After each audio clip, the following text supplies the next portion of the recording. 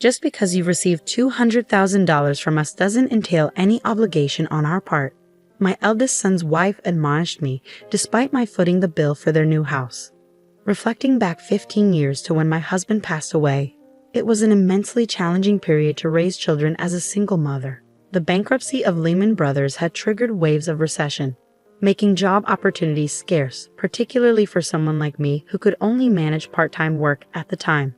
Full-time employment felt like a distant dream. How he persevered through those hardships and pulled myself out of poverty, I managed to purchase a new apartment for my eldest son and his wife. However, instead of gratitude, my eldest son's wife continued to show disrespect.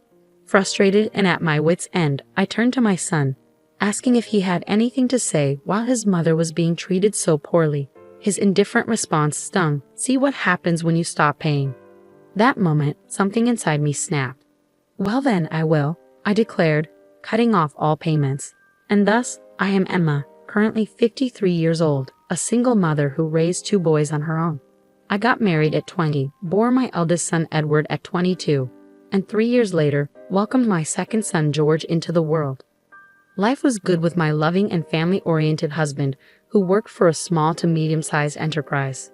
Our modest lifestyle reflected our financial situation. We made do with the cheapest groceries, indulging in grilled meat only on payday. Tragedy struck when my husband died in a car accident, leaving us without his income.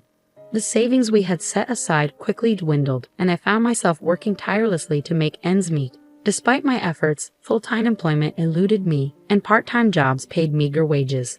I refused to resort to work that exploited my sexuality, despite the potential for higher earnings.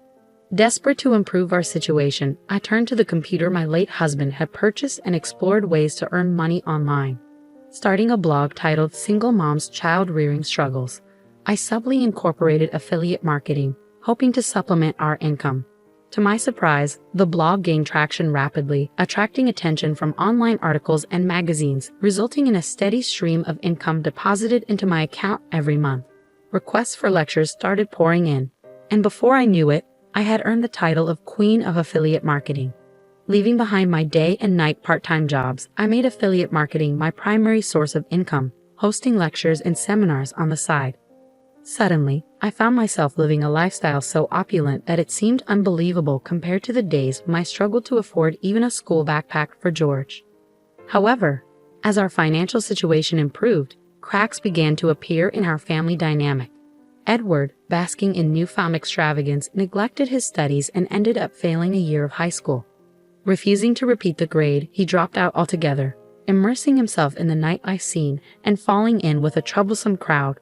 Looking back, I realized how foolish I was to get carried away by my newfound success, neglecting my role as a mother. Caught up in the whirlwind of lectures and accolades, I failed to be there for my sons during their crucial adolescent years. Instead, I showered Edward with money whenever he asked, oblivious to the harm it was causing.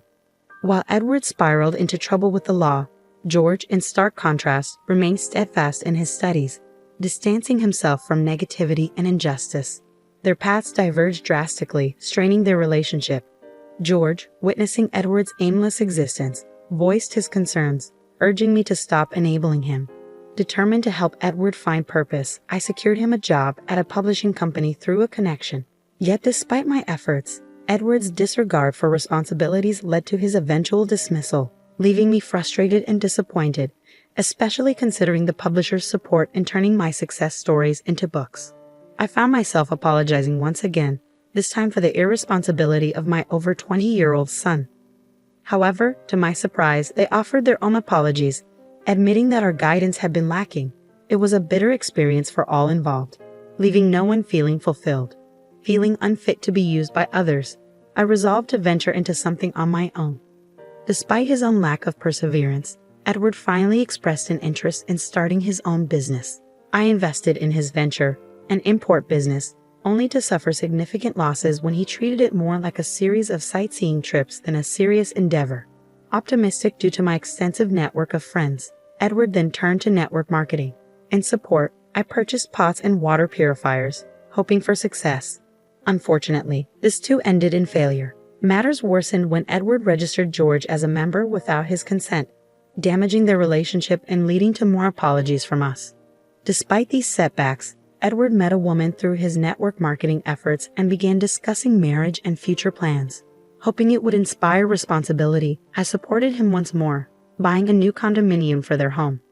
However, their life remained unstable, and they forewent a wedding ceremony. Their next idea was to open a wine bar in New York as a couple, and I provided the startup capital. With Edward now 30 and married, it was clear he couldn't rely on his parents forever. Despite previous failures, we decided to open the bar as a corporation, both holding representative rights. Despite my warnings that this was the final chance, Edward remained indifferent. He boasted about his import connections, but seemed more interested in nightly gatherings with friends than in running a successful business. Despite my efforts to guide him, his behavior left me speechless and disheartened, especially when his wife suggested marketing tactics to keep the bar afloat. As his mother, witnessing Edward's drunken antics, I couldn't help but feel a mix of disbelief and disappointment. His irresponsible words still lingered, but it was his wife's attitude that truly disgusted me. "My family is super wealthy, you know. Though I might not look like it, I'm from a good family. So I can help out if you're in trouble with money," she'd say, holding an empty wine bottle. Her favorite phrase. I had only met her parents once during the marriage introduction, and they didn't exude wealth. Her imposing older brother, Kevin, who seemed to be in charge, made a stronger impression. Edward's odd fondness for his brother-in-law left me uneasy. Months after the shop opened, it was hemorrhaging thousands of dollars monthly, depleting all the startup capital I had provided. Despite my efforts to cover the deficit, Edward and his wife remained unconcerned. Distraught, I turned to my younger son, George, for advice. Though he had been avoiding Edward since the network business incident, he listened kindly and promised to investigate. A week later, I visited the shop again. It was nearing month-end and rent and utility deadlines loomed. The shop should have been bustling, but it was empty except for Edward, his wife, and Kevin's group, all getting drunk. Approaching Edward, I calmly expressed my concerns. But before he could respond, his wife interjected, her speech dripping with entitlement. Her callousness was too much to bear. "You promised to work hard with Edward," I retorted, unable to stay silent. "What is this situation?" I couldn't understand why they spent every day getting drunk with Kevin's friends.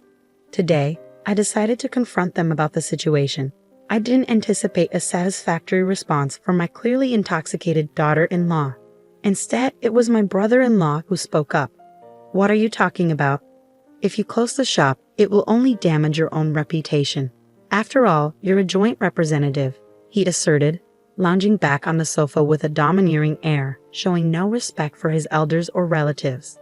"You're just nouveau rich who doesn't know how to use money. That's why we're spending it for you," he continued, bombarding me with unbelievable words. Overwhelmed by his audacity, I finally became emotional. An exchange of heated words ensued, and I couldn't hold back any longer. "I'm the one who provided the money to open this store and for your apartment. How can you say such terrible things?" I exclaimed, feeling the weight of my husband's absence keenly. Unable to tolerate the insults any longer, I turned to Edward, hoping for support. But he remained silent, even as his mother was being insulted in front of him. "Then try stopping the payments," he retorted callously, his words cutting deep. Something inside me snapped. "I'd be happy to do just that," I declared, leaving the shop with those words ringing in the air. As I exited, I heard her shouting after me, as if to ensure I heard her challenge.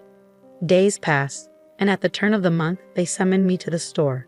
It seemed they were feeling the pressure from all sides due to the missed payments. Reassuringly, George agreed to accompany me. Arriving at the shop, I found Edward, his wife, and Kevin waiting. Kevin, ever the provocateur, remarked sarcastically about George's presence, insinuating he was my bodyguard. Thankfully, Edward clarified that George was his younger brother, and Kevin seemed to understand, his speech surprisingly clear without the influence of alcohol.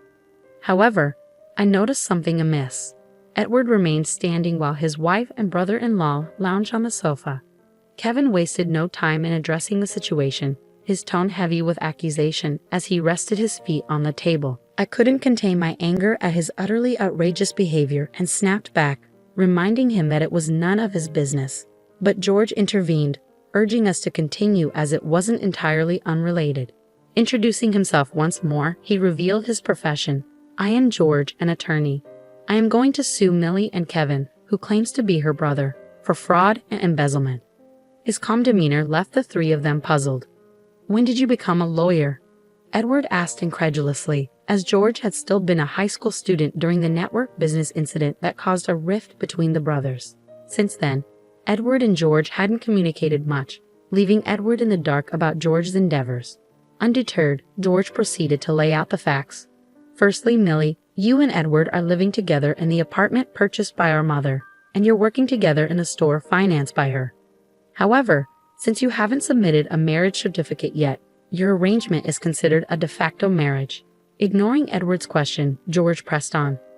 Interrupting, Edward turned to Millie in surprise, questioning whether they had indeed not submitted their marriage certificate. Flustered, Millie settled back onto the sofa, struggling to find her words. Realizing that George had likely uncovered this information beforehand, he smoothly continued. "In addition to that, Millie, you have been in an intimate relationship with Kevin for a long time and have been cohabiting with him right before you started living with my brother." Edward's expression shifted from surprise to annoyance. "Wait, is it true, bro?" he demanded, finally grasping the gravity of the situation. I couldn't help but glare at him as George laid out the damning evidence. "And aren't you staying at Kevin's house several times a week even now? This means you are in a state of de facto marriage with him as well. You have deceived Emma and Edward and used them for your money-making. This can be interpreted as a fraud charge," George asserted. My eldest son's wife was thrown into disarray by George's words. She turned to Kevin, sitting next to her, seeking clarification. "Wait a minute. What does this mean, Kevin? Didn't you say that it wouldn't be a crime as long as we were just deceiving Edward?" Millie admitted, out of sorts with George's accusations, revealing that she had deceived Edward at Kevin's instruction. Her admission left me astounded by her simple-mindedness. George continued to press the issue. "Kevin and Millie, both of you faked a relationship with the intention of earning money. Emma would not have bought an apartment if she knew the truth. So you owe her monetary damages," George stated firmly, leaving no room for doubt. Kevin, finally grasping the severity of the situation, radically changed his attitude and began to apologize, even prostrating himself in contrition. But George wasn't finished. "Aren't you reselling the expensive wine you bought in this store on your personal website? That's embezzlement, and it's pretty severe," George pointed out, impressing me with his thorough examination of the store's accounts. As Kevin's past offenses came to light, Millie interjected, revealing that they were both currently on probation. George explained that probation sentences are cumulative, meaning previous offenses would add to the current one. Millie realized the gravity of their situation, understanding that they might not be free for more than 20 years. With evidence of embezzlement, fraud, and monetary damages, George made it clear that they needed to be prepared for the consequences. The weight of their actions hung heavy in the air as the reality of their predicament sunk in. I may not fully grasp the legal intricacies, and George's actions might seem harsh, but it's clear these are serious crimes. Finally understanding the gravity of their actions, the two of them bowed before us in silence.